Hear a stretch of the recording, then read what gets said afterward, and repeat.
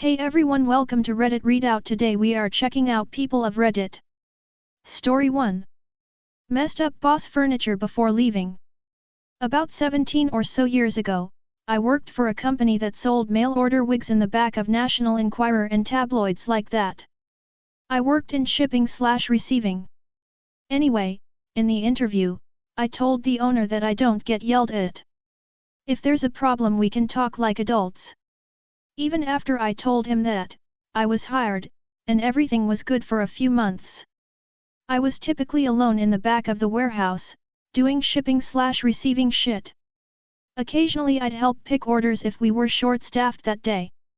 The owner was selling his house and moving into another, so one weekend he had some people move all of his furniture into the back of the warehouse to store until he closed on his new house. I worked around all his furniture and didn't have any problems. Well, one Thursday, he was in Florida on vacation and he called to talk to me. I got on the phone and he wants me to come in on Saturday and babysit his 14-year-old nephew. His nephew got in some trouble and owner thought working on Saturdays would straighten him out, apparently. So I said, sure. I'll work on Saturdays and get some overtime. He flipped his lid when I said that. Starts yelling at me, screaming if I want this job, then he'll take off Fridays and work Saturdays with his nephew. The last thing he yelled was, I'm on vacation and I don't need to be dealing with your bullshit. Totally uncalled for on his end. I called a previous boss that night and she needed a driver and I could start in a week. Cool. Saturday rolled around and I took his nephew to the mall and we didn't do shit but walk around the mall all day. Took him back to the warehouse just before his mom got there to pick him up. But that's not the revenge. Every day for the next week, I removed every screw and bolt from his furniture that I could find. I left everything as it was, but took out anything that was holding it together. Chairs, desks, tables, bed frames, couches, anything that had a screw, bolt, or nail, I took them out. At the end of every day, I took the screws, bolts, and nails out to the dumpster and threw them away with the trash. It was basically all his furniture. I never showed up on Saturday because fuck him. He called me all day long but I didn't answer. I went on Sunday and dropped my key off in an envelope with a letter that told him I quit because he lost his temper with me over some bullshit. Anyway, that's my petty revenge story. TLDR, boss yelled at me, so I made his furniture useless. Story 2. Don't want to pay your bets. Years ago when I was in college I had a close friend, we'll call him Steve. We had a group of guys who all liked to hang out and gamble. We would play cards, golf, billiards, horseshoes, whatever. Nothing crazy, small amounts of money and bragging rights. We had a mutual friend, we'll call him Alex. Alex was just not an honest person. We would occasionally catch him cheating. He somehow never lost in games where the rest of us were just passing our money back and forth. You get the idea. But for some reason Steve liked him and insisted we keep him around. So one day we are shooting pool, and I beat him in a game right before we were leaving. I made 4 shots in a row to win. He was pissed and didn't want to pay. Then claimed that in my second to last shot, I hit an illegal shot, in the billiards game we were playing. I asked why he let me continue shooting and he said he didn't want to mention it at the time but doesn't think he should have to pay me. Everyone was on my side, but he outright refused. I reached my breaking point with Alex. The next time we went to shoot pool, I handed a note to Steve and told him couldn't open it until we left. I played with Alex for 2 hours. I lost every game. Double or nothing. Double or nothing. I got angry. I slammed my fist. I went outside and put my face in my hands for 5 minutes. I missed shots by mere inches. All the while Alex is celebrating. Bragging how he's going to spend all of his money. Mocking me. By the end of the night, I think owed Alex over $1,500. As we're leaving, Alex is asking me when I'm going to pay him. I told Steve to hand him the note. As I'm sure you figured out, inside was a letter that said, I lost on purpose, you idiot. You get nothing. Illegal shots. The whole group of friends mocked him hysterically. I could have won an Oscar for my performance.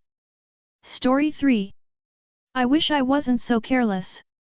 I used to bank with a small bank in the UK for years, advertised itself as a local bank with a real customer service ethos, and I never had cause to doubt it. Until one day, it became clear how awful they are. The issue itself was very small. I made a payment on the app for 20 and it told me it had failed and to do it again. So I did. The next day, the payment went through twice. Not a problem, I thought, I'm sure they'll sort it out. Rang them up and explained, and they told me that the first payment had actually gone through, just post-dated to the next day. The helpful person told me this was a known error on their app and it happened all the time. So I was very surprised when they outright refused to refund me the money, claiming it was my fault for not checking future payments before doing it again. Things got worse when I asked to speak to a manager. This was the point when things became even more Kafkaesque. He who was the single most useless person I've ever spoken to. He immediately told me he would not take the complaint because it was my fault. Only, banks can't do this, they have to take my complaint. I told him this and he said fine, whatever, he'd send me a letter formally rejecting it. Which he also can't do without investigating it. I told him this also and he said there was no point in investigating it because it was obviously my fault, and if I didn't like it, I could take it to the ombudsman.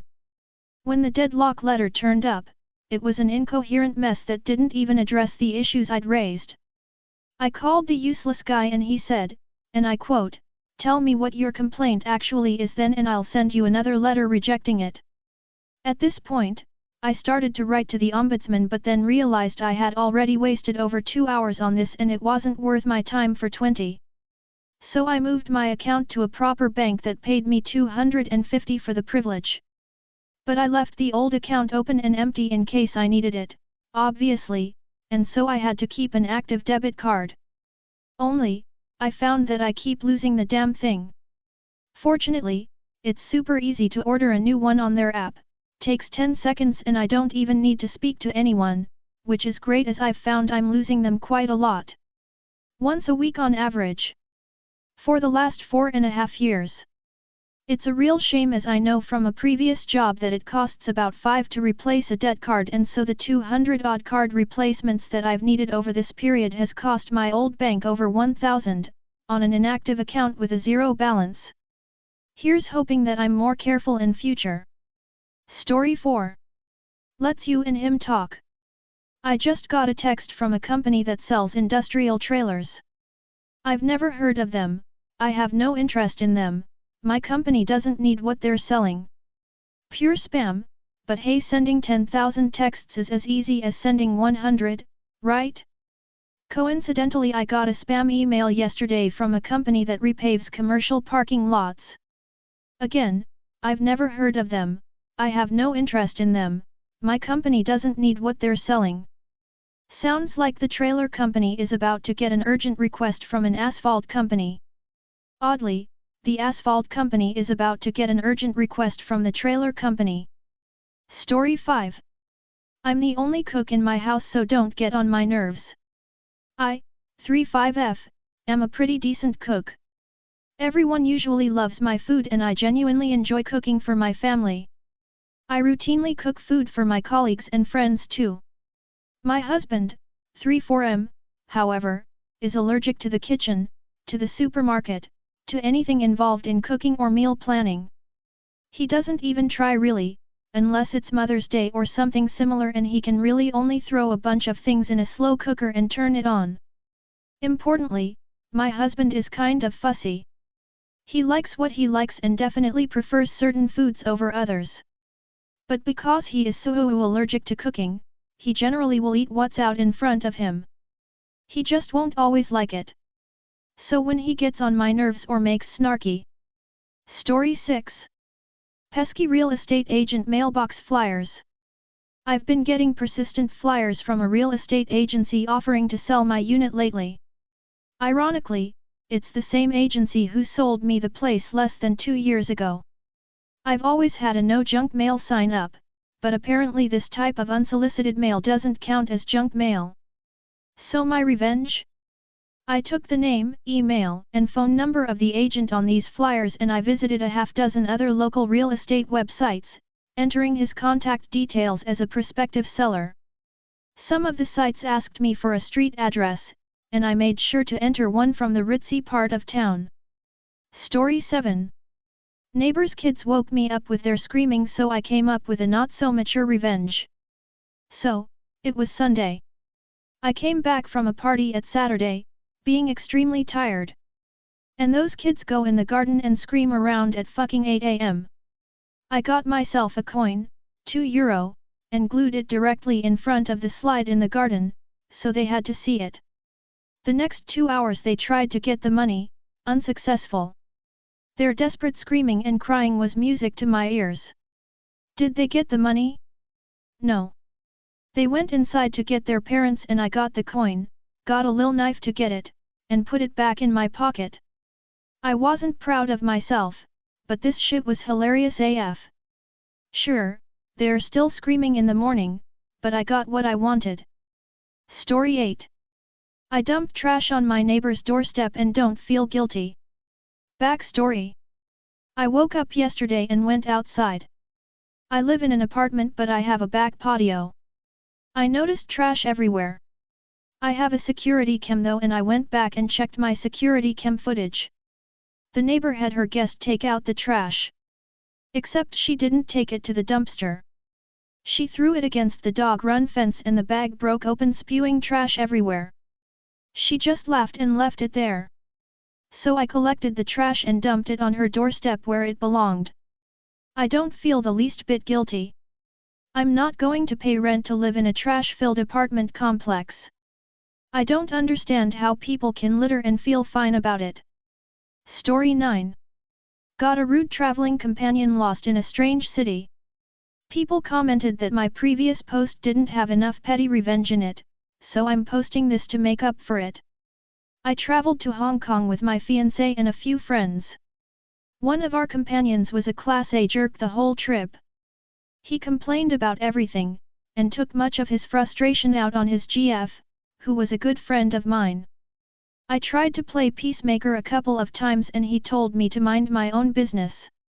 Our first night in Kowloon, we all decided to split up and sightsee as couples and meet for a group dinner at a local chain restaurant. When we met up, my friend was alone because the BF had decided to linger in the market and shop for cameras. Nobody was eating yet because my friend wanted to wait for her BF before starting the meal. I stepped out to smoke while we waited. I was out there for about 5 minutes when I saw the BF run up the street and head into the wrong restaurant. He didn't know the language and probably got the names confused. He was maybe 20 feet away. I could have waved at him and called him over, but instead I kept smoking and waited to see if he'd notice me standing there. He didn't. He got frustrated, tried to text, and then ran back up the street where he came from. I finished smoking and went inside. They asked me if I saw the BF and I said no. Eventually my fiancé convinced my friend to start the meal and leave some food for the BF, who arrived drenched in sweat an hour later. It turned out that he'd visited every single branch of the chain restaurant in the area, 4 places, until someone finally pointed him back to where we were. He of course tried to blame it on my friend and her directions, but the others wouldn't let him. They had a royal argument that night, and the BF wasn't with us when we went sightseeing the next day, grounded. They broke up a year later. That's all for today. Please don't forget to like and subscribe.